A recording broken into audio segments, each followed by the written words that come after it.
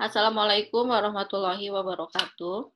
Selamat pagi dan salam sejahtera Warahmatullahi buat kita wabarakatuh. semua. Pertama-tama saya ucapkan kepada Prokopi dan Bu Nenden yang sudah memberikan kesempatan pada kami kelompok 4, di mana kelompok 4 ini beranggotakan 3 orang. Yang pertama saya sendiri, yaitu Jujun Juminar, yang kedua Muhammad Jamaluddin, dan yang ketiga Bu Nurani Asegaf. Di sini kelompok 4 akan membahas tentang analisis jalur. Analisis jalur itu merupakan bagian dari analisis multivarian yang mempelajari hubungan antar variabel. Analisis jalur ini adalah analisis yang dikembangkan dari analisis regresi berganda. Nah, di sini sejarah dari analisis jalur, yaitu pertama kali ditemukan, atau analisis jalur ini pertama kali dikenalkan oleh Swart Wright, yaitu tahun 1920. Nah, pada tahun itu beliau menemukannya itu dipakai sebagai alat untuk mengkaji hubungan antara variabel dalam produksi ternak. Tetapi semakin ke sini, penerapannya itu sekarang meluas ke bidang lain, yaitu sosial dan ekonomi. Dan di sini juga ada tahun 1966, yaitu Otis D. Duncan, yaitu dia sebagai seorang sosiologi. Dan tahun 1970, yaitu Carl G. Joreskov dan Doug Sorbonne, yaitu ahli statistika. Nah, pengertian analisis jalur yaitu suatu teknik untuk mengestimasi dampak dari serangkaian variabel bebas. Terdapat sebuah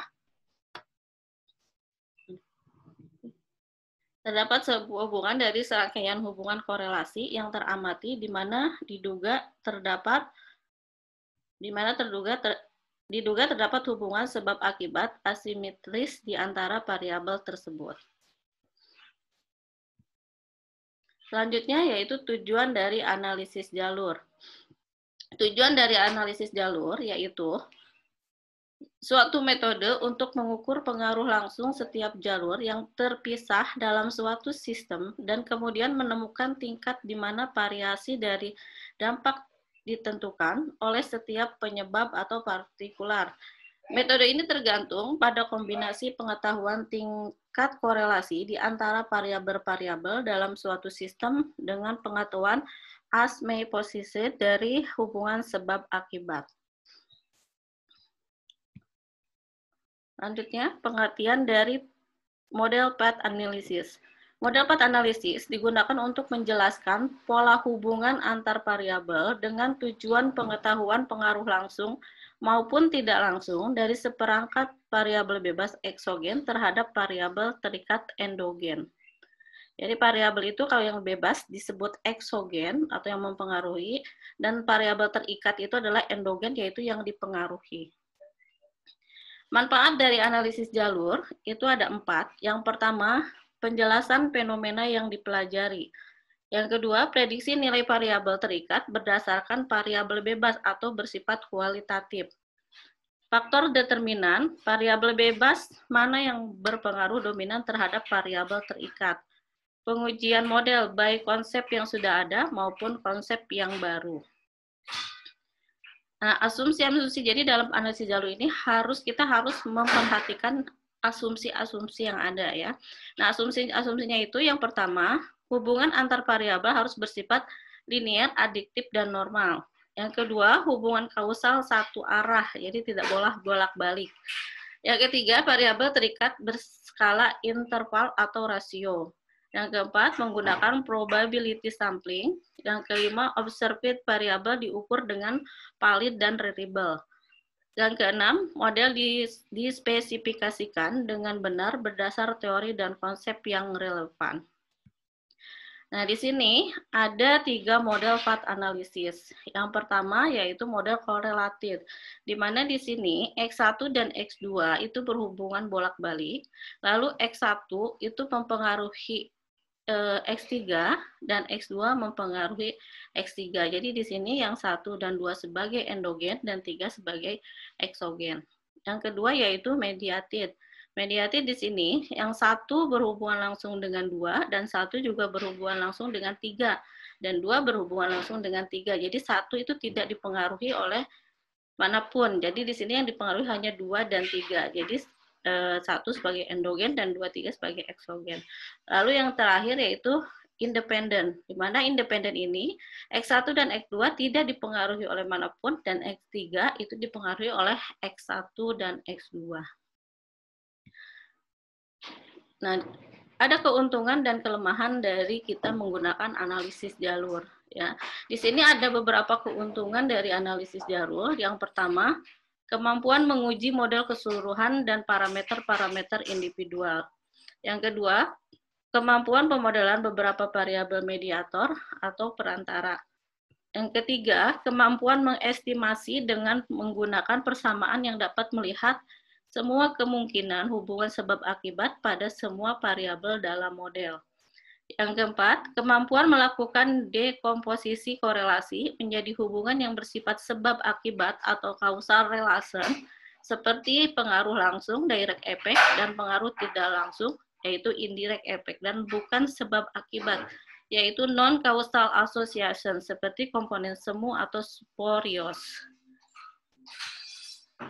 Nah, sedangkan kelemahannya dalam menggunakan analisis jalur, yaitu diantaranya tidak dapat mengurangi dampak kesalahan pengukuran. Analisis jalur hanya mempunyai variabel-variabel yang dapat diobservasi secara langsung. Ya, maksudnya di sini contoh variabel yang dapat diobservasi secara langsung itu yaitu variabel yang terukur secara langsung. Contohnya seperti curah hujan itu kan dapat diukur ya, jumlah penduduk, berat badan, nah itu seperti itu. Jadi hanya variabel yang diobservasi secara langsung. Lalu analisis jalur tidak mempunyai indikator-indikator suatu variabel laten. Karena analisis jalur merupakan perpanjangan regresi linear berganda, maka semua asumsi dalam rumus ini harus diikuti. Sebab akibat dalam model hanya bersifat searah atau one direction, tidak boleh bersifat timbal balik atau resiprokal.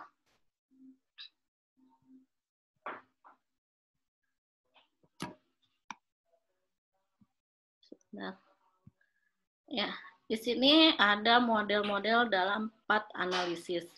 Yang pertama itu ada model regresi linear berganda.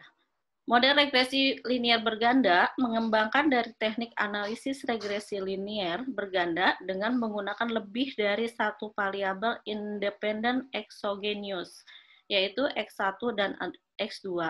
Satu variabel dependent endogenous, yaitu Y. Model tersebut mempunyai diagram jalur sebagai berikut.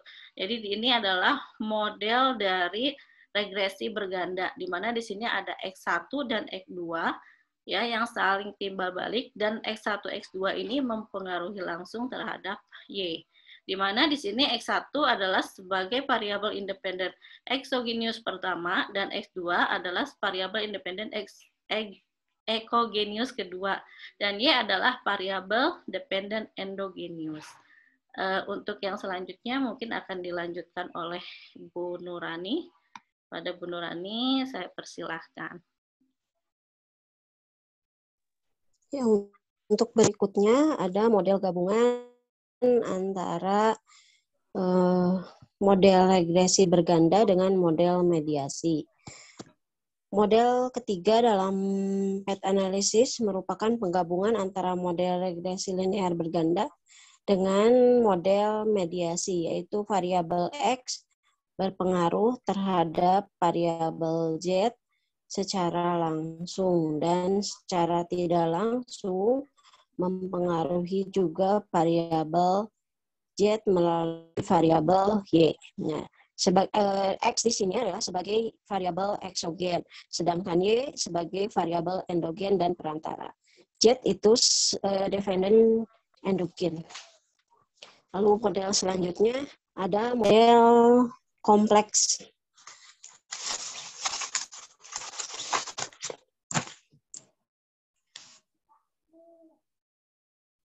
Model kompleks, next Bu. Model kompleks itu merupakan model yang variabel X1 secara langsung mempengaruhi Y2 dan melalui variabel X2 secara tidak langsung mempengaruhi Y2. Sementara itu, variabel Y2 juga dipengaruhi oleh variabel Y1. Dalam model ini dapat diterangkan bahwa X1 berfungsi sebagai variabel eksogen, independen eksogen. Variabel X2 mempunyai dua fungsi, yaitu fungsi pertama sebagai variabel endogen terhadap variabel eksogen X1. Fungsi kedua adalah sebagai variabel endogen perantara untuk melihat pengaruh X1 terhadap Y2 melalui X2. Variabel Y2 merupakan variabel dependen endogen dan variabel Y1 merupakan variabel independen eksogen. Lalu selanjutnya mengenai koefisien jalur. Koefisien jalur menunjukkan pengaruh langsung dari peubah yang ditentukan sebagai penyebab terhadap peubah yang ditentukan sebagai akibat. Simbol yang biasa digunakan untuk menotasikan koefisien jalur adalah KIJ, di mana I menunjukkan akibat dan J menunjukkan penyebab. Koefisien jalur sebenarnya adalah koefisien regresi dalam bentuk baku. Besarnya koefisien ini menunjukkan besarnya pengaruh langsung dari peubah eksogen XI terhadap peubah endogen Y. Pengaruh tak langsung peubah eksogen XI terhadap peubah endogen Y melalui peubah bebas XJ dengan I tidak sama dengan J adalah sebesar PIJ dan PYJ. Pengaruh tak langsung eksogen XI terhadap peubah endogen Y melalui peubah bebas XJ dengan I tidak sama dengan J karena adanya korelasi antara XI dan XY adalah sebesar VYJ dan RIJ. Ya, ada yang satu jalur yang di atas, jadi X berpengaruh terhadap Y, lalu ada dua jalur, X1 dan X2 berpengaruh langsung terhadap Y. Lalu selanjutnya, perhitungan koefisien jalur. Hubungan jalur antara variabel dalam diagram jalur adalah hubungan korelasi. Oleh karena itu, perhitungan angka korelasi jalur menggunakan standar skor J. Pada setiap variabel eksogen tidak dipengaruhi oleh variabel-variabel yang lain dalam diagram, sehingga yang ada hanyalah suku residualnya yang diberi notasi E. Ya, variabel ini sering disebut variabel residual, tetapi pada variabel dependen atau endogen, karena sebenarnya banyak variabel eksogen yang mempengaruhi langsung juga residualnya atau errornya. Untuk dasar perhitungan kita gunakan diagram gambar seperti berikut ya. Jadi X1 dan X1 mempengaruhi X2, lalu X2 dan X1 secara langsung mempengaruhi X3 dan X4. X3 juga mempengaruhi X4. Lalu selanjutnya untuk pengujian jalur, yang dimaksud dengan pengujian jalur model di sini adalah menguji hipotesis yang berbentuk diagram jalur atau hubungan antar variabel yang telah disusun berdasarkan teori. Untuk dapat menguji model, maka korelasi antar variabel dalam diagram jalur tersebut terlebih dahulu disusun dalam matriks korelasi ya. Jika matriks korelasi dihitung mendekati matriks R aksen, maka diagram jalur yang dihipotesiskan tersebut diterima. Tetapi bila matriks hasil perhitungan menyimpang dari matriks R aksen, maka diagram jalur yang telah tersusun ditolak dan diganti dengan model lain. Ya, matriks dihipotesiskan dan matriks hasil perhitungan dikatakan tidak menyimpang bila koefisien korelasi yang ada dalam diagram jalur antara yang dihipotesiskan dengan perbedaannya tidak lebih dari 0,05. Jadi kalau misalkan dia perbedaannya lebih atau kurang dari 0,05, maka diagram korelasinya itu dihilangkan. Untuk contoh satunya, apakah terdapat hubungan langsung maupun tidak langsung variabel mutu kepemimpinan kepala sekolah, pendidikan dan penelitian guru, mutu kinerja guru, kecerdasan siswa terhadap prestasi belajar siswa melalui motivasi berprestasi siswa. Ya, di sini X1-nya adalah variabel mutu kepemimpinan kepala sekolah, X2-nya pendidikan dan pelatihan guru, X3 mutu kinerja guru, X4 kecerdasan siswa, dan Y-nya motivasi berprestasi siswa. Jadi X1 dan X2 itu hubungan resiprokal, di mana X1 dan X2 berhubungan secara langsung ya, X3 dengan X4, X1 dan X2 juga bisa berhubungan dengan Y1 dan Y2. Contoh 2-nya, dilakukan penelitian berjudul pengaruh kepemimpinan kepala sekolah profesional guru terhadap kerajinan belajar murid dan dampak selanjutnya terhadap prestasi belajar pada SMK Pintar. Berdasarkan landasan teori yang relevan dan mutakhir, selanjutnya dapat disusun paradigma penelitian atau model hubungan antar variabel atau diagram jalur seperti ditunjukkan pada gambar berikut ya.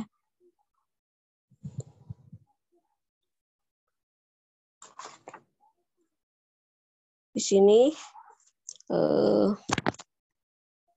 pengaruh model. Oh ya, untuk contoh 2-nya itu mungkin akan dilanjutkan oleh Pak Jamal. Kepada Pak Jamal kami persilahkan. Terima kasih. Assalamualaikum warahmatullahi wabarakatuh.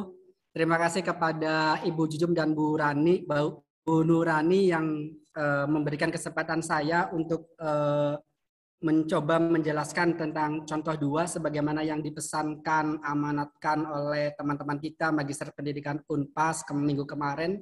Kemudian ditegaskan lagi kepada Bu Nenden bahwa kita disuruh mengambil contoh matematika yang bernuansa matematika. Nah, inilah teman-teman contoh 2 yang bernuansa matematika menurut kelompok kami yang kami anggap bahwa ini yang paling pas, kemudian yang paling mudah dipahami. Nah, untuk contoh 2 ini perhatikan baik-baik. Nah, untuk contoh kedua yaitu mengenai tentang penelitian yang berjudul pengaruh model pembelajaran Problem Based Learning atau PBL dan pendekatan kontekstual terhadap motivasi belajar siswa dan dampak selanjutnya terhadap kemampuan pemecahan masalah matematis siswa SMP Nusantara. Nah, ini contoh judulnya ya. Kemudian diagramnya sebagaimana yang diketahui di atas bahwa variabel model pembelajaran PBL itu dinyatakan dengan variabel X1 yang ada di atas, kemudian pendekatan kontekstual dinyatakan dalam variabel X2 yang ada di bawah, kemudian motivasi belajar siswa dinyatakan dalam variabel X3, dan kemampuan pemecahan masalah matematis siswa dinyatakan dalam variabel Y. Nah, ini untuk pemisalan buat diagram jalurnya nanti. Next, Bu Jum.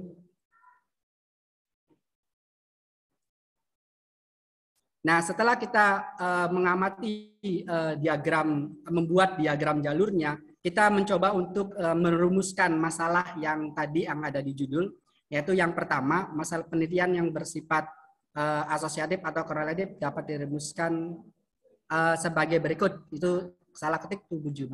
Yang pertamanya itu seberapa besar, A-nya tuh seberapa besar hubungan kausal antara model pembelajaran Problem Based Learning PBL dengan pendekatan kontekstual, yaitu X1 dengan X2.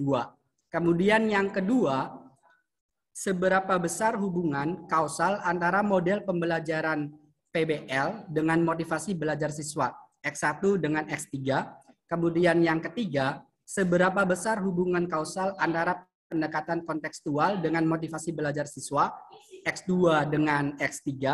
Kemudian seberapa besar hubungan kausal antara model pembelajaran PBL dengan kemampuan pemecahan masalah matematis siswa, yaitu X1 dengan Y. Kemudian selanjutnya yaitu seberapa besar hubungan kausal antara pendekatan kontekstual dengan kemampuan pemecahan masalah matematis siswa, yaitu X2 dengan Y. Kemudian seberapa besar hubungan kausal antara motivasi belajar siswa dengan kemampuan pemecahan masalah matematis siswa, yaitu X3 dengan Y. Dan seberapa besar koefisien setiap jalur pada diagram penelitian tersebut atau PJI atau PIJ ya.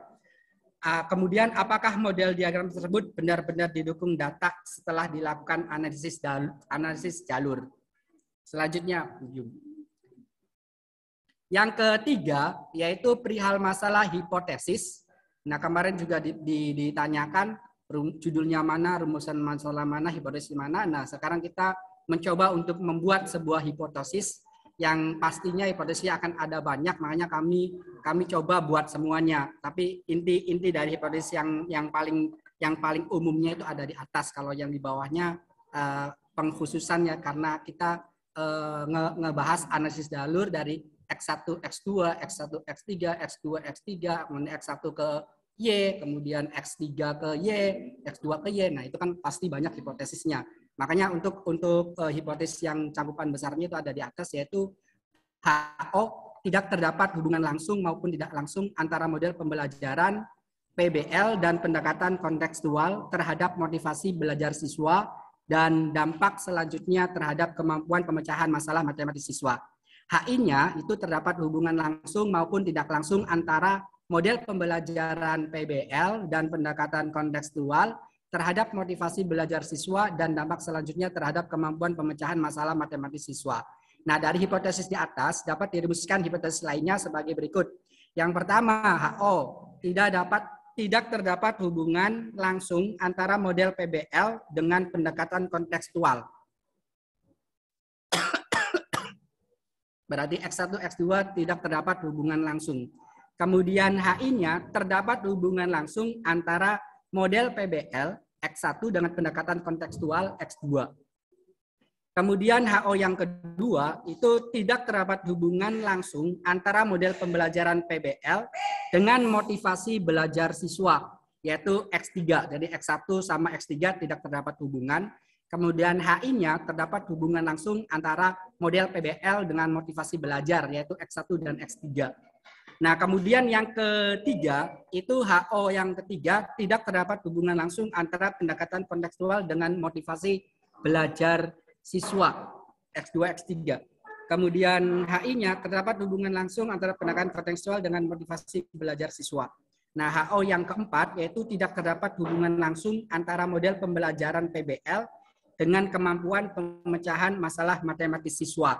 Berarti ini hubungan X1 sama Y. Jadi X1 ke Y langsung tanpa melalui X3. Kemudian selanjutnya HI-nya terdapat hubungan langsung antara model PBL dengan kemampuan pemecahan masalah matematis siswa.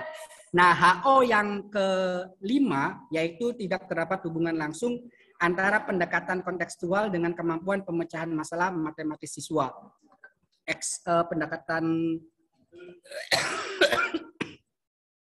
Pendekatan kontekstual X2 ya. Pendekatan kontekstual X2 dengan kemampuan pemecahan masalah matematis siswa itu Y, X2 ke Y. Kemudian HO yang selanjutnya yaitu tidak terdapat hubungan langsung antara motivasi belajar X3 dengan kemampuan pemecahan masalah matematis siswa yaitu Y. Kemudian HI-nya terdapat hubungan langsung antara motivasi belajar siswa dengan kemampuan pemecahan masalah matematis siswa. Ini untuk hipotesisnya, jadi banyak hipotesisnya ya.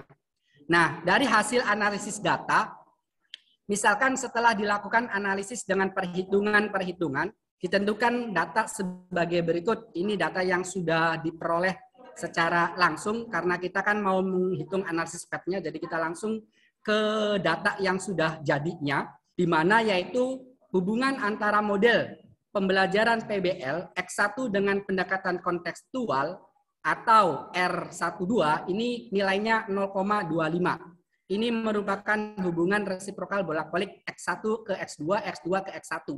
Nah, nilainya itu 0,25. Sedangkan untuk korelasi antara model pembelajaran PBL yaitu X1 dengan motivasi belajar siswa X3 atau R13 yaitu sebesar 0,38. Jadi X1 menuju ke X3 itu nilainya 0,38. Sedangkan korelasi antara pendekatan kontekstual X2 dengan motivasi belajar siswa X3 itu nilainya 0,20. Kemudian untuk korelasi antara model pembelajaran PBL X1 dengan kemampuan pemecahan masalah matematis siswa Y atau R14 dari X1 sampai menuju Y, itu nilainya sebesar 0,32. Kemudian untuk korelasi antara pendekatan kontekstual X2 dengan kemampuan pemecahan masalah matematis siswa yaitu sebesar 0,62. Sedangkan korelasi antara motivasi belajar siswa X3 dengan kemampuan pemecahan masalah matematis siswa atau R34 sebesar 0,56. Nah, nilai di atas ini sudah menjawab rumusan masalah A sampai F ya, yang tadi rumusan masalah. Next, Bu. Nah, harga-harga tersebut selanjutnya disusun dalam matrik korelasi sebagai berikut.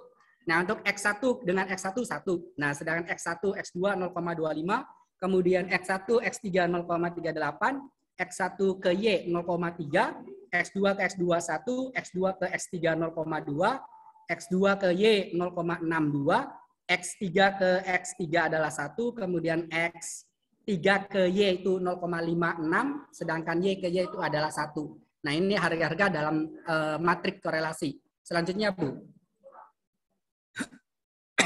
Nah, berdasarkan diagram jalur, maka dapat disusun persamaan sebagai berikut. Nah, Z1 dan Z2 itu sama dengan Z1, dan Z2 tidak dihitung karena hubungannya tidak kausal, tetapi resiprokal, yaitu antara X1 dan X2. Jadi tidak ada koefisien jalur. Sedangkan untuk Z3-nya, ini pemisahan matrik baru, Z3-nya itu adalah P31Z1 ditambah P32Z2 ditambah P3. Kemudian Z4-nya adalah P41Z1 ditambah P42Z2 ditambah P43Z3 ditambah E4. Selanjutnya, next, Bu. Nah, selanjutnya untuk menghitung harga P dapat dilakukan dengan cara sebagai berikut. Nah, ini caranya ya, rumusnya seperti ini. R13 sama dengan P31 ditambah P32 R13. R23 sama dengan P31 R13 ditambah P32 sampai dengan R34. Di mana R34-nya itu P41 R13 ditambah P42 R23 ditambah P43 dan seterusnya. Nah, dengan memasukkan harga-harga korelasi RIJ yang sudah diperoleh tadi di depan soal, akan dapat diperoleh harga-harga sebagai berikut, di mana nilai R13-nya kita substitusikan ya. R13-nya 0,8 sama dengan P31 ditambah R12-nya itu adalah 0,25. Kita ganti R12-nya menjadi 0,25 jadi P32. Kemudian yang kedua R23 itu nilainya 0,2 sama dengan R12-nya adalah 0,25 ditambah P32. Kemudian selanjutnya untuk yang ketiganya R14 itu 0,3 sama dengan P41 ditambah 0,25 P42 ditambah 0,38 P43. Kemudian R24-nya 0,62 sama dengan 0,25 P1 ditambah P42 ditambah 0,20 P43. Untuk yang terakhir yaitu R34 yaitu nilainya 0,56 sama dengan 0,38 P41 ditambah 0,20 P42 ditambah P43. Nah, setelah dihitung menghasilkan koefisien jalur P. Dengan demikian, harga koefisien jalur P pada gambar diagram sebelumnya dapat diganti dengan harga-harga berikut. Next, Bu. Jadi dari harga RIJ ini nanti kita substitusikan, kita eliminasi nilainya sehingga didapatlah nilai P31, P32, P41, P42, P43.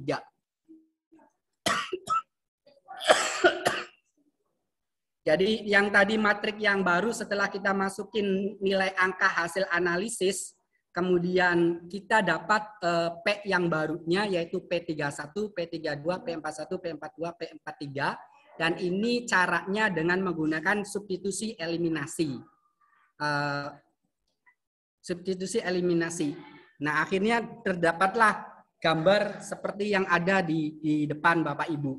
Nah, P31 P31 dari mana, Pak? Itu dari substitusi eliminasi antara 0,38 P31 ditambah 0,25 P32 dieliminasi atau disubstitusi dengan 0,20 sama dengan 0,25 P31